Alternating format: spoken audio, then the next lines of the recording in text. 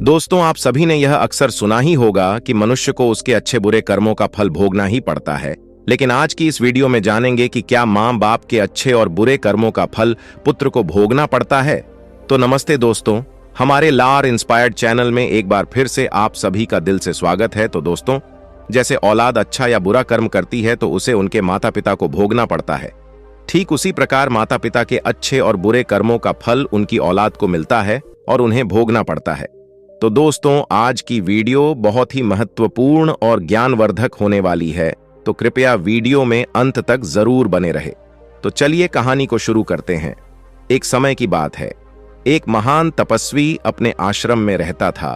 एक दिन उसकी पत्नी ने पूछा, स्वामी, क्या माता पिता के अच्छे और बुरे कर्मों का फल उनकी संतान के अच्छे और बुरे कर्मों का फल उनकी संतान को भोगना पड़ता है? तभी महात्मा ने कहा, हे देवी, माता पिता के अच्छे और बुरे कर्मों का फल उनकी संतान को अवश्य ही भोगना पड़ता है। आज मैं आपको एक प्राचीन कथा सुनाता हूं, जिसे सुनने के बाद आपको पता चल जाएगा कि कैसे माता पिता के अच्छे और बुरे कर्मों का फल उनकी औलाद को मिलता है और उन्हें भोगना पड़ता है। फिर महात्मा ने कथा को सुनाना आरंभ करते हैं और कहते हैं, हे देवी, प्राचीन समय की बात है। एक गांव में एक गरीब आदमी रहता था। वह बहुत ही गरीब था। किसी तरह से मेहनत मजदूरी करके अपने घर का पालन पोषण करता था। उसे मजदूरी में दिन भर काम करने के बाद 50 मिलते थे। उसमें से वह रोजाना दान करता था और आरएस में अपने परिवार का पालन पोषण करता था। इस प्रकार कुछ समय बीतने के बाद उसके घर में एक लड़के का जन्म हुआ। उस गरीब आदमी के परिवार में अब कुल 3 सदस्य हो गए। दोनों पति पत्नी और एक लड़का। अब धीरे धीरे उनके पालन पोषण में उस आदमी को समस्या होने लगी, क्योंकि इधर दिन प्रतिदिन महंगाई बढ़ती जा रही थी। फिर महात्मा ने कहा, हे देवी, एक दिन की बात है। उस आदमी के लड़के ने अपने पिता से पूछा, पिताजी, आप रोजाना 50 कमाते हैं, जिसमें से आप आरएस रोज दान कर देते हैं, और में हम अपना गुजारा कैसे कर पाएंगे? उस आदमी को चुपचाप देखकर उसकी पत्नी ने कहा, बेटा, ऐसी कोई बात नहीं है। तुम्हारे पिताजी रोज 50 कमाते हैं और आर्स दान कर देते हैं। यह तुम्हारे लिए ही दान करते हैं, दूसरों के लिए नहीं। लेकिन वह लड़का इस बात को नहीं समझ पाया, क्योंकि वह लड़का बहुत ही छोटा सा था। महात्मा ने कहा, हे देवी, इसी तरह से कुछ समय बीतता गया और उस गरीब आदमी का लड़का धीरे धीरे बड़ा होने लगा और उस लड़के की उम्र 7 वर्ष की हो गई। इधर एक दिन वह आदमी काम करके शाम के समय वापस अपने घर लौट रहा था। तभी रास्ते में एक काला भैंसा आया और आकर उस गरीब आदमी को मारने लगा। उस भैंस के मारने की वजह से उस आदमी की वहीं पर मृत्यु हो गई। जब उस आदमी की पत्नी और उसके लड़के को पिता की मृत्यु की खबर मिली तो उनको बड़ा दुख हुआ। फिर एक दिन उस गरीब आदमी के लड़के ने अपनी मां से पूछा कि मां, हमारे पिताजी कहां चले गए हैं? उस गरीब आदमी की पत्नी ने कहा कि बेटा, तुम्हारे पिताजी हम सबको छोड़कर यमपुरी में यमराज के पास चले गए हैं। तब बेटे ने कहा, जब पिताजी थे तो रोजाना 50 कमाते थे और आरएस की बचत करते थे। हमारा पालन पोषण उसी में करते और बाकी के 25 वह दान करते थे। अब हमारा पालन पोषण कैसे होगा? कैसे हमारा पेट भरेगा? फिर मां ने अपने बेटे से कहा, बेटा, जिस घर में गरीबी होती है उसका कोई सहायक नहीं होता है। उससे सभी दूर भागने लगते हैं, सिवाय भगवान के, क्योंकि वही गरीबों के सहायक होते हैं। फिर बेटे ने अपनी मां से कहा कि मां, ऐसा मत सोचो, मैं यमराज के पास जाऊंगा और अपने पिताजी को वापस लेकर आऊंगा। हमारी गरीबी देखकर यमराज को हमारे ऊपर अवश्य दया आ जाएगी और वह हमारे पिताजी को मेरे साथ अवश्य भेज देंगे। फिर महात्मा ने कहा, हे देवी, उस छोटे से बच्चे की बात पर उसकी मां ने ध्यान नहीं दिया। फिर एक दिन की बात है, उस गरीब आदमी की पत्नी अपने लड़के को घर पर अकेला छोड़कर गांव में काम करने के लिए चली गई। और उधर जो उसका लड़का था, उसने मन में सोचा कि मैं यमराज के पास जाता हूं और अपने पिताजी को लेकर आता हूं। ऐसा सोचकर वह लड़का अपने पिताजी को लाने के लिए अपने घर से चल देता है। उस लड़के को चलते चलते काफी समय बीत गया। फिर उसे थकान का अनुभव हुआ और वह एक बहुत ही विशाल आम के पेड़ को देखकर उसकी छाया में जाकर के बैठ गया। तभी उस आम के पेड़ ने मनुष्य की आवाज में कहा कि बेटा, तुम कौन हो और कहां जा रहे हो? मेरी छाया में आज तक तुम्हारे जैसा कोमल बालक नहीं आया है। फिर उस लड़के ने कहा कि मैं एक गरीब आदमी का बेटा हूं और अपने पिताजी को लाने के लिए यमराज के पास जा रहा हूं। उस आम के पेड़ ने जब उसकी यह बात सुनी तो उसने कहा कि बेटा, तू मेरे लिए भी यमराज से एक प्रश्न पूछ कर आना कि मैं कई वर्षों से यहां पर लगा हुआ हूं, लेकिन मेरा एक भी पत्ता जमीन पर नीचे नहीं गिरता है और ना ही मेरी डालियां सूखती हैं। मैं कितने वर्षों तक और यहां पर खड़ा रहूंगा? मैंने अपने पूर्व जन्म में ऐसा कौन सा पाप किया था जिस कारण से मुझे इस योनि से मुक्ति नहीं मिल पा रही है? इसका कौन सा कारण है? तब उस लड़के ने कहा कि ठीक है, मैं यमराज से तुम्हारा यह प्रश्न जरूर पूछ कर आऊंगा। महात्मा ने कहा, हे देवी। इतना कहकर वह लड़का वहां से आगे जाता है और चलते चलते रास्ते में उसे एक इच्छाधारी सर्प मिला। उस सर्प को देखकर वह लड़का डर के मारे कांपने लगा और वहां से भागने ही वाला था। तभी वह सर्प मनुष्य की आवाज में बोलने लगा, बेटा, तुम मुझसे डरो मत, मुझे इतना बताओ कि तुम कौन हो और कहां जा रहे हो। वह लड़का उस सर्प के पास गया और हाथ जोड़कर कहने लगा, हे नागराज, मैं गरीब आदमी का बेटा हूं और मैं यमराज के पास अपने पिताजी को लाने के लिए जा रहा हूं। उस सर्प ने कहा कि बेटा, तुम यमराज से मेरा एक प्रश्न पूछ कर आना। मैं कई वर्षों से यहां पर पड़ा हुआ हूं, मेरे से अब चला भी नहीं जाता। मेरे शरीर में इतनी भी जान नहीं है कि मैं थोड़ा सा भी चल फिर सकूं। मैंने अपने पूर्व जन्म में ऐसा कौन सा पाप किया था जिस कारण से मुझे इस योनि से मुक्ति नहीं मिल पा रही है? इसका कौन सा कारण है? तब उस लड़के ने कहा कि ठीक है, मैं यमराज से तुम्हारा यह प्रश्न पूछकर जरूर आऊंगा। महात्मा ने कहा, हे देवी। इतना कहकर वह लड़का आगे चलने लगा। फिर चलते चलते रास्ते में उसे एक किस्सा मिला। किसान ने कहा कि बेटा, तुम कौन हो, कहां जा रहे हो? देखने में तो तुम बड़े ही सुकुमार और कोमल लग रहे हो। फिर उस लड़के ने कहा कि मैं एक गरीब आदमी को बेटा हूं और मैं यमराज के पास अपने पिताजी को लाने के लिए जा रहा हूं। फिर उस किसान ने कहा कि तुम यमराज से मेरा एक प्रश्न पूछ कर आना। मैं चलते हुए राहगीरों की प्यास बुझाने के लिए कई सालों से यहां पर एक बावड़ी खुदवा रहा हूं, लेकिन इसमें पानी अभी तक नहीं निकला है। मैंने अपने पूर्व जन्म में ऐसा कौन सा पाप किया था जिस कारण से इस बावड़ी में अभी तक पानी नहीं निकला है? मैंने इसमें बहुत सारे पैसे भी खर्च कर दिए हैं। इसका क्या कारण है? उस लड़के ने कहा, ठीक है, मैं यमराज से तुम्हारा यह प्रश्न जरूर पूछ कर आऊंगा। महात्मा ने कहा, हे देवी। इतना कहकर वह लड़का वहां से आगे की ओर चलने लगा। चलते चलते रास्ते में उसे एक बहुत बड़ा तालाब मिला। फिर वह लड़का तालाब के किनारे पर गया और पानी पीने लगा। तभी उस तालाब से तैरती हुई एक बतख आई और कहने लगी, बेटा, तुम कौन हो और कहां जा रहे हो? तब उस लड़के ने कहा कि मैं गरीब आदमी का बेटा हूं और मैं यमराज के पास मेरे पिताजी को लाने के लिए जा रहा हूं। महात्मा ने कहा, हे देवी।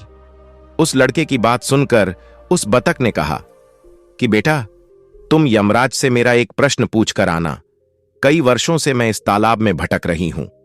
मेरी 7 पीढ़ियां गुजर गई हैं, परंतु मैं अभी तक इसी तालाब में रह रही हूं। मैंने अपने पूर्व जन्म में ऐसा कौन सा पाप किया था जिसके कारण मुझे इस योनि से मुक्ति नहीं मिल पा रही है? इसका क्या कारण है? तब उस लड़के ने कहा, ठीक है, मैं यमराज से तुम्हारा यह प्रश्न जरूर पूछ कर आऊंगा। इतना कहकर वह लड़का वहां से आगे की तरफ बढ़ने लगा। चलते चलते तालाब के दूसरे किनारे पर पहुंच गया। दूसरे किनारे पर जब वह पहुंचा तो उसने देखा कि एक मरा हुआ बगुला वहां पर पड़ा हुआ था। जब वह लड़का उस मरे हुए बगुले को लांघ कर जाने लगा तो वह मरा हुआ बगुला कहने लगा, बेटा, तुम कौन हो और कहां जा रहे हो? उस लड़के ने उसकी आवाज सुनकर कहा कि मैं एक गरीब आदमी का लड़का हूं और मैं यमराज के पास अपने पिताजी को लाने के लिए जा रहा हूं। उस बगुले ने कहा कि तुम यमराज से मेरा एक प्रश्न पूछकर आना कि मेरा शरीर कई वर्षों से इस तालाब के किनारे पर ही पड़ा हुआ है। कभी पानी की लहर आती है तो मेरा शरीर तालाब के अंदर चला जाता है और पानी की लहर से वापस लाके बाहर निकलकर किनारे पर आ जाता है। ना तो मेरा शरीर गलता है और ना ही सड़ता है।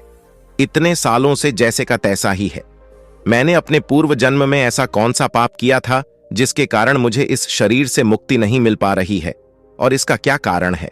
उस लड़के ने कहा, ठीक है, मैं यमराज से तुम्हारा यह प्रश्न जरूर पूछ कर आऊंगा।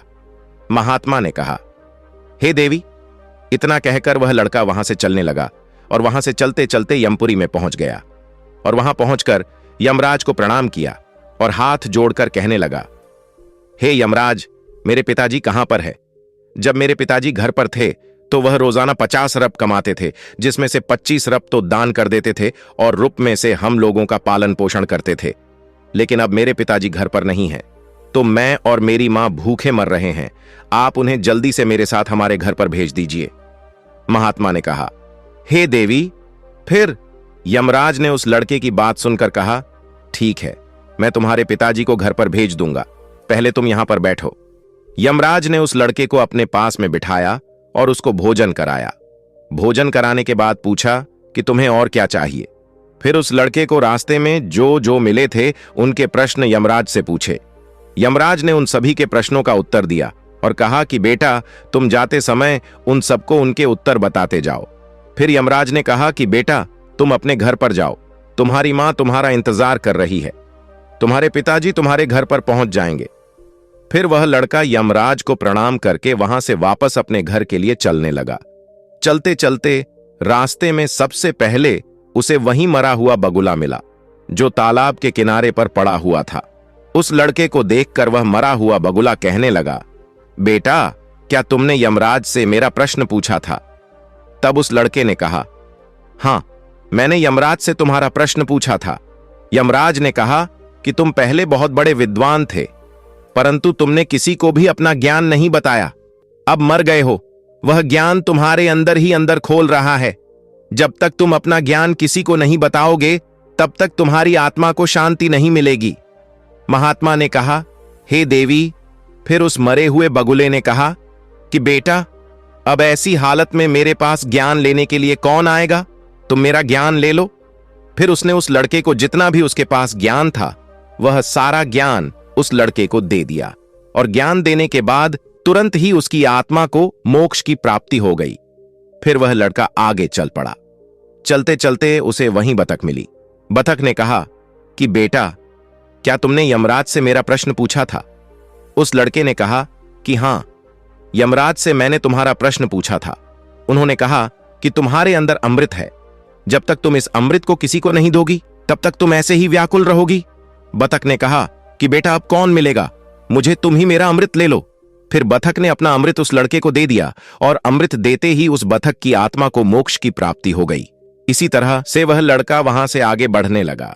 फिर चलते चलते रास्ते में उसे वही किसान मिला जो राहगीरों के लिए बावड़ी खुदवा रहा था।